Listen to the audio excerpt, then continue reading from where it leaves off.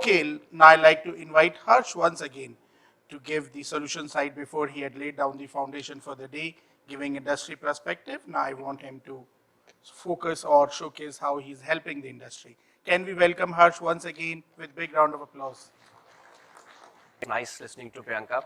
I think she put across very beautifully the entire end-to-end footprint for digital, and also talked about some of the key challenges with respect to your integration, adoption, and maybe know about the overall program. What I will do is maybe next 30 minutes, I'm going to talk more around your supply chain resilience and sustainability. So these are like the two boardroom topics in every organization. And as we were discussing that, we are witnessing record-breaking inflation, and also the prices, the volatility in the commodity prices that we are seeing, and the conflict leading to your overall supply disruption. And we also talked about that one after another disruption. So like we left behind COVID and the Russia-Ukraine war, and the kind of problems we have with respect to your overall international logistics, your port congestions. So disruption is a norm for all of us, and maybe know how as organizations, what strategies we can implement to be more agile and effective in our respective functions. So we'll discuss around some of those topics, and so we talked about the current risk. At the same time, we are also seeing your disruption within the industry also. So if I take an example that for automotive industry, the shift is happening from your IC to electric vehicles. And if you look at your amount of AI ML, not only in procurement technologies, but the amount of AI ML that's going into your cars to help drivers with your safe driving. If you talk about FMCG, FMCG was not thinking about a D2C model maybe before pandemic, but today it's one of the integral channel growing at double digit, and very important to protect your market share. So with all this kind of disruptions, it's becoming very critical that how do you realign your supply chain. Right? Similarly, at the same time, there is an increasing burden of your regulations. And the regulations, I'm not just talking about your statutory reporting like GST, but maybe if you people have read around, I think maybe from starting next year, companies, the top 1,000 companies, in terms of your market capitalization, they have to start reporting on sustainability. So, the government has come up with your what they're calling as business responsibility sustainability reporting.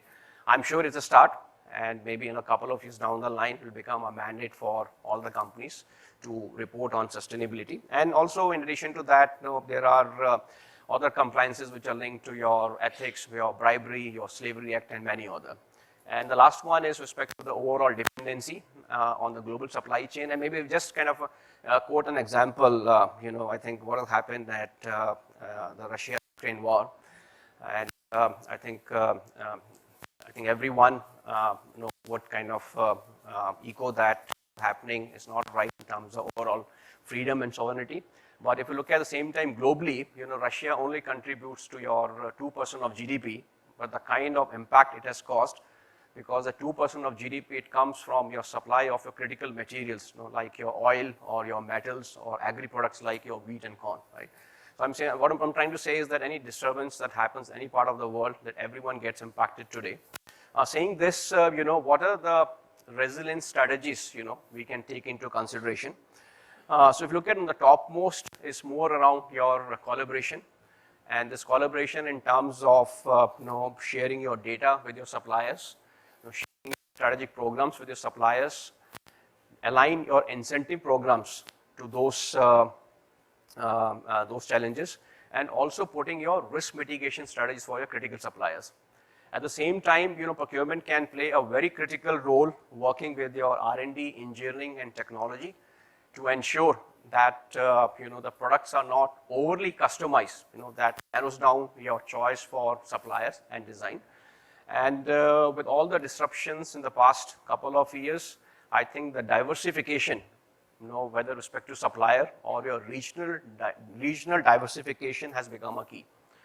But one thing I would like to highlight is that during my discussions with a lot of CPOs, many times this becomes a cost discussion, because at the end of the day, if you have to, kind of for same category, if you have more suppliers, you are looking at regional diversification, it add to the cost. So I think that's where the mindset has to change from the unit cost to your TCO. And when I'm saying TCO, which is also including your cost of disruption, where you kind of put down all your risk, try to assign those probability and see in case a risk happens, maybe how it impacts your revenue, your market share, and your customer satisfaction. So I think we're talking about the strategies, maybe what kind of your actions that one can put to kind of make your supply chain more agile. So starting with, and maybe I think I would suggest some of these findings I'm presenting from a report published in partnership between Ivalua and Gartner on your supply chain resilience, and a pretty good report which talks about maybe a structured mechanism to go about your segmenting your suppliers and putting up your risk mitigation strategies in place. So if you look at, so first part is in terms of, doing your supplier segmentation, which I think many of you would be doing in your organization on different parameters with respect to your strategic value of supplier or the cost of replacement or maybe the revenue associated with supplier or your alternative suppliers. But at the same time, also look at your, your tier 2 and tier 3 suppliers for your critical categories. And I know it's not an easy task, but organizations have started working on that, and many times the disruptions originate at that level. Just to give an example that, if you look at Toyota has mapped the suppliers up to tier 3 level for 1,500 critical components. If I talk about a company called VFS, which is an apparel manufacturer, they manufacture your brands like Timberland and North Face. They have done their, for the 60 of the products, they have mapped the supply chain up to tier 4, right from your raw material cultivation. The other thing is respect to identifying your the areas of risk exposures, and this is where not just looking at your risk from internal information, which you look at respect to your quality or your OTIF rates or let's say your cost data, but also looking at data from the external sources on your financial, your sustainability, your regulatory data, and also factoring your multi-source versus single source, and looking that across the business impact in terms of, in case the disruption happens, how much time it would take to recover your operations. And you can put that kind of a matrix to come out with a heat map where it can help you in terms of identifying those critical items, and then you can put your risk mitigation plans. When it comes to your testing and, or maybe kind of test your plans, if you look at, a lot of organizations, whether it's your banking or let's say your BPO companies or let's say your cloud companies have been doing that, but it's becoming equally important to stress test your direct material supply chains also, So with your critical suppliers, running your quarterly business programs and understanding their crisis management capabilities and giving them feedback on your the overall corrective plans. At the same time, also maybe on a quarterly basis, doing tabletop exercises with respect to your aggregate scenarios, and where kind of look at the overall crisis management capabilities and document the aggregate plans for your BP. And the last one is in terms of partnering with your key suppliers. So you are become a customer of choice. In case of your raw material shortages, or let's say in case of your the capacity constraints. And some of the examples I can quote. So these are the benefits which typically comes from a tight supplier collaboration for your critical categories. And the example, if I talk about HP, HP was able to run their supply chains much better in the time of chip crisis because of the investments they had made with your memory chip suppliers, where the market is highly concentrated. And the same goes for Toyota also. I talked about that for 1,500 components, they have mapped the supply chain to your tier 2, tier 3, and they were able to intelligently build a lot of safety stock for those critical items before the crisis happened, right? Which is the change in mindset. Toyota for I think years have been preaching about just in time, but the amount of safety stock they were able to build because of that, the visibility into their sub-tier supply chain. So with this, I think maybe let's look at more from the overall technology architecture that's required to manage this collaboration with your suppliers across the supply chain. So starting with your the overall the new product development, and how fast you can share with your suppliers, your bill of materials, your drawings, your documents, getting the cost breakdown from your suppliers to do your total landed cost calculations, try to understand the difference between the forecasted cost and the target cost, run your different what-if scenarios. Next comes in terms of running your different what-if scenarios, because all of you can relate to when you're buying your direct categories, and when it comes to your award allocation, it's not just about the price. You take into account your supplier capacity, you will take into account their past performance and respect to the business continuity, the way you want to allocate your business to your multiple suppliers. So running those kind of what-if scenarios efficiently. Other thing in terms of digitizing your process around your, all that note for approvals and all that for your award. So just to give an example that, I see many organizations, you have like 12-step approval for your POs. So once you've done your sourcing event and you have digitized your NFA process, why can't be the release strategy in SAP could be a 2 process, right? So look for those kind of improved areas to drive your efficiencies and improvement. When it comes to your overall contract life cycle, and not just your contracts to your maybe your expiry or renewals or contract performance, but I'm sure, and what we talked about, a lot of volatility in the commodity prices. I've seen many organizations, they have their pricing formulas agreed with the customers, agreed with suppliers for the long-term contracts. So how you can manage those price variations, across the contract life cycle, so your POs and schedules are always getting released at the right prices. And next, coming to your execution piece and sharing your, the overall mid to long-term forecast with suppliers and understanding their capacity commitments to your organization, understanding your buffer capacity for risk mitigation, and respect to your day-to-day execution, sharing your purchase orders, schedules, visibility of in-transit inventory. When it comes to your payments, providing the payment status to your suppliers.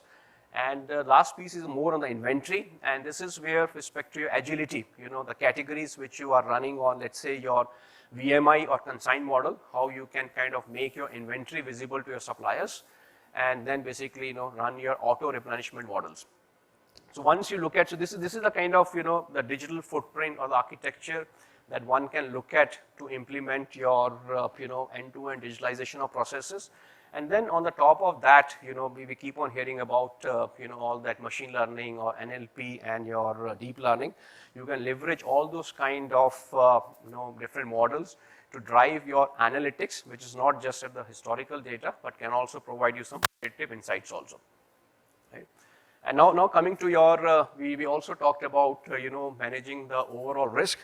And I'm sure that if you have to manage your risk across your supply base for thousands of suppliers and across thousands of components, and this is what we talked about from the report and findings also, segmenting your suppliers as your strategic suppliers or critical or transaction suppliers, doing your sub-tier mapping for your critical components and categories, and then basically leveraging your data from your, a lot of this third-party data which is available on financial or sustainability, or let's say on your macroeconomic or political risk, and club that data with your internal information on OTIF rates, your quality, your findings from your PPAP or APQP programs to build the overall profile of the supplier, and getting alerts, as a category managers to understand, which categories, which suppliers are at risk and what are those alternative strategies.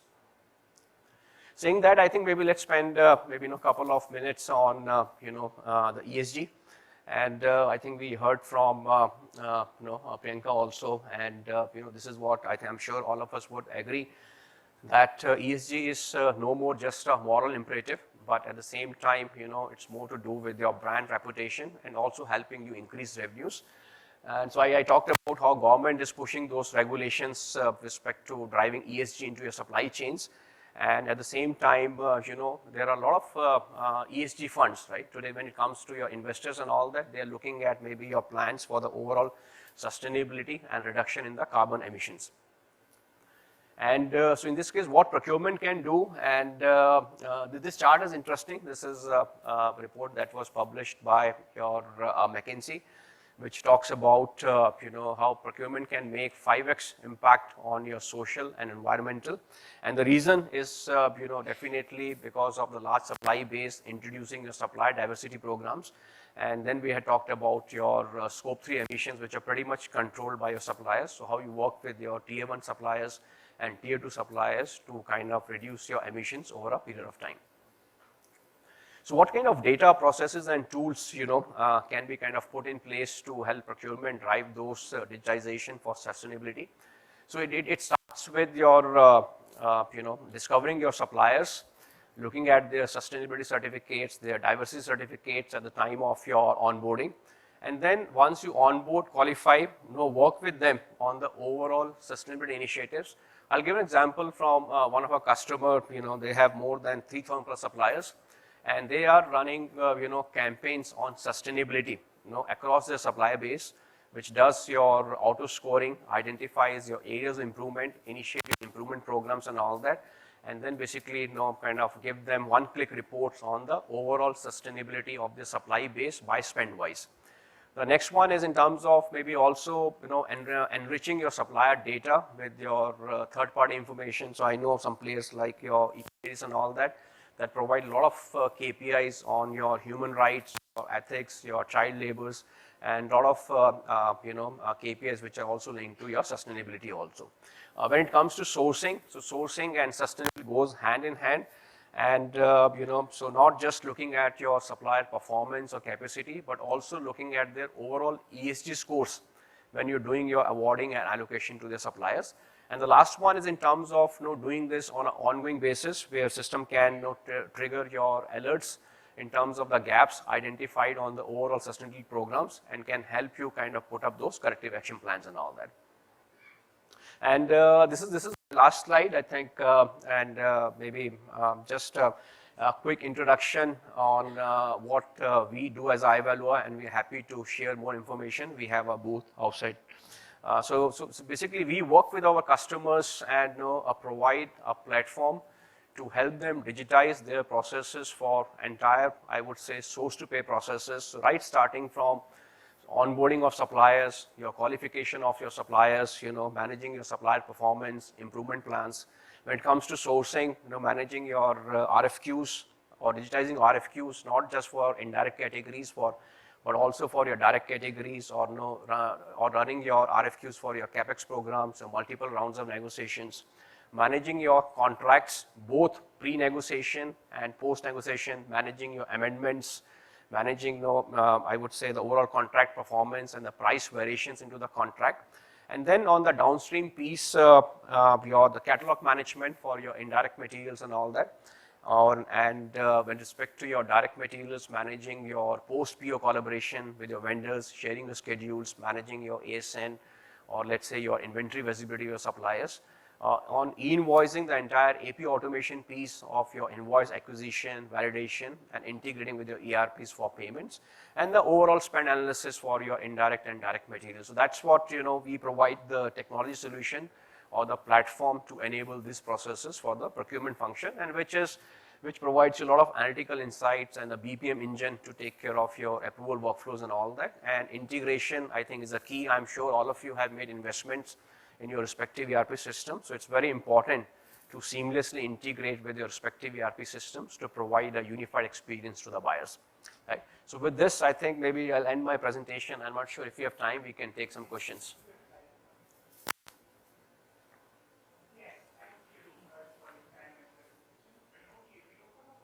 People, you have questions for Harsh, you can ask. Yes.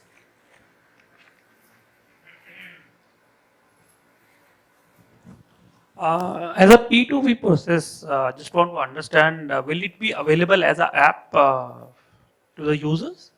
As an app? Yeah. So I think you're referring to more as a mobile interface. Mobile interface. Yeah, it's available, yeah. We'll talk separately on and this. Typically, I've seen that for catalogs, I think it becomes a critical requirement for adoption. We'll speak about it. Sure. Thank you. On the ESG front, is there any tool to measure how the carbon reduction has come down? On the ESG front? Yeah, on the ESG front. So I would say So on because, yeah, basically, I mean, you are unable to understand, the footprint, carbon footprint, and, to what extent we have a reduction, we have attained the reduction, or maybe directly or indirectly, how we are contributing to the reduction, basically. see, I would say on when it comes to measure your the carbon reductions and all that, so one is setting up your those targets at the category and the subcategory level. There are some third-party sources which can provide you those benchmarks for those specific categories and all that, and this is for us also something in the roadmap where we are building in terms of against those benchmarks, how we collect that information from the supplier. So at a category level, you can understand the gap and put up your improvement and collaboration programs in place. Yeah, so it needs some, because it's, if you ask me on sustainability, right? One is respect to the data on the benchmarks, and the second thing is respect to understanding the programs your suppliers are running sustainability, where you float your questionnaires and all that. So it's a mix and match of all those things to arrive at the overall scores. You talked about contract management, Yes, pre-negotiation and post-negotiation. So can you double click on that point, how you are doing in the tool? On the pre-negotiations and Post-negotiation, okay, no, so see what I was referring to, for the contract, one is you have your general terms and conditions, and many times you have a contract specific to a PO. So many you will have your your standard contract templates and all that. So negotiating on that with your suppliers, managing your redlinings and the audit trails and all that before the contract is digitally signed. So that's what I was referring to, your pre-negotiation process. And the post-negotiation process is is more around your obligations and all that. So just take an example, and that depends from category to category. So for example, let's say if you're buying category like coal, for example, and in the contract when you negotiate it, you have those penalties on the amount of moisture content, and on those basis some SLAs are defined. So how do you measure that to ensure that there are no leakages into the contract beyond your basic prices, right? So that's one example with respect to your post-signature. The second example would be we are working with one automotive OEM, and they sign those 5-year contracts with the vendors, and vendors give some cost reduction year on year basis because of process improvements or because of, let's say, economy of scales and all that, right? So how do we ensure that like for a 5-year contract, on a yearly basis, your ERP systems have the right level of pricing what was agreed into the contract? Hi. So you mentioned AI and ML applications within BI and reporting. So can you probably give me some specific use cases around AI and ML applications?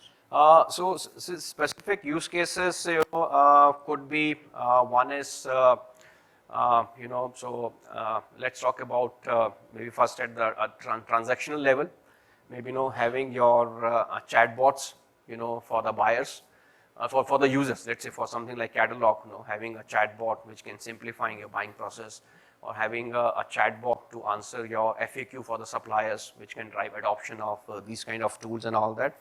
Other example could be when it comes to your contracts, and so let's say in the contracts there is a lot of that embedded terms and all that, right? Something as simple could be your payment terms and expiry dates and all that, but other things respect to your warranty terms or some SLAs and all that. So how do you extract that using your AI and ML? Similarly for your invoicing process also, typically, especially in India, you always get those PDF invoices. So how do you extract that data to convert that into your digital invoices? And when it comes to your, the overall analytics and all that, and that's where, many times as a category buyer, you understand your correlations, maybe let's say, for example, for packaging, the underlying cost driver could be your HDP, right? So, which is driven by your fluctuation in the crude prices. So we want to look at maybe, you can get the data for crude prices from some third-party sites and all that, and predict how the price may move for packaging. So these are some examples the way your AI and ML can be leveraged. And only one point I would say is many people are trying to solve this problem, but unless you put up that kind of a transactional layer in place, No, because if you look at, if you have your RFQ in one system, you have your contracts in one system, your PO in one system, supply and force system, you cannot use AI and ML. Right? So one is to get that master data layer across these processes, and then there are a lot of technology available on AI, ML to drive those insights.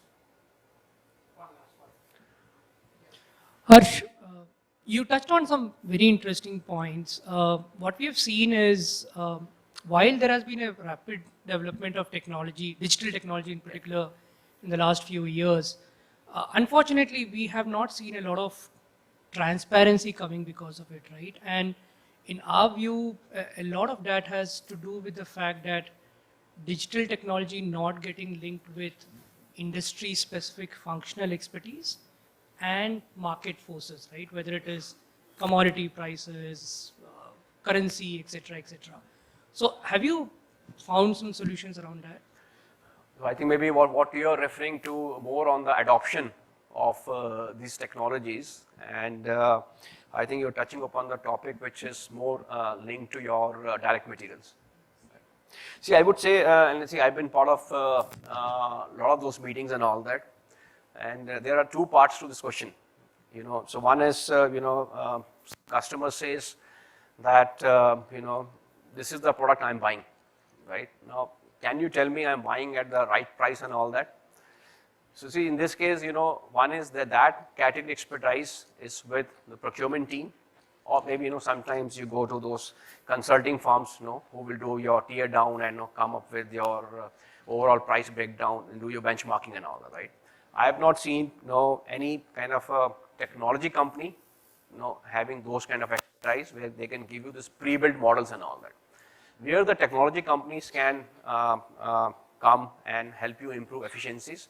So let's say if you have your thousands of SKUs, right? Now, 1,000 SKUs, maybe just a hypothetical example, may kind of maybe group into your maybe 30 categories, right? And you have your cost models for those 30 categories and all that, right? So you understand, let's say, let's take an example that maybe if I have to build a, let's say, a fan, right? For example, right? The fan has a motor, it has those blades and all that. It will have your aluminum. Now you have your kind of price formulas in place, and I've seen many companies have that. And so when you sign a contract, there's a complete breakdown, with respect to your raw material cost, with respect to your conversion cost, overheads, your EBITDA margin, the landed cost. And then typically, your aluminum prices and all that are published on different exchanges, right? And it's very easy to integrate with that and try to see on a monthly basis how your prices are changing. This is where I would say technology can help you, because if you have to do at that scale for 1,000 SKUs to make sure that there are no leakages into your procurement process, technology can help. Okay, Harsh, thank you for your time, but still stay back. Can I request Prashant to hand over the memento, please?